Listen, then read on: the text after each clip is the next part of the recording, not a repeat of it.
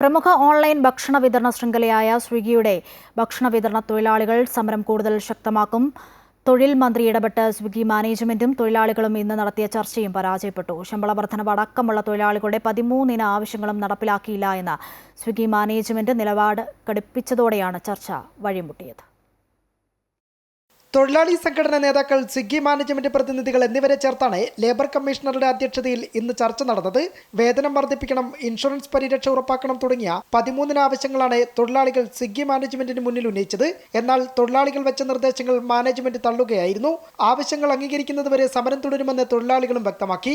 അനുകൂല തീരുമാനമുണ്ടായില്ലെങ്കിൽ കൂടുതൽ വിപുലമായി സംസ്ഥാന തലത്തിൽ സമരം ശക്തമാക്കുമെന്ന് സംയുക്ത സമരസമിതി. ചർച്ചയിൽ തൊഴിലാളികൾക്ക് അനുകൂലമായിട്ടുള്ള ഒരു നിലപാടും എടുക്കാൻ മാനേജ്മെൻറ്റ് തയ്യാറായില്ല എന്നുള്ളതാണ് യാഥാർത്ഥ്യം.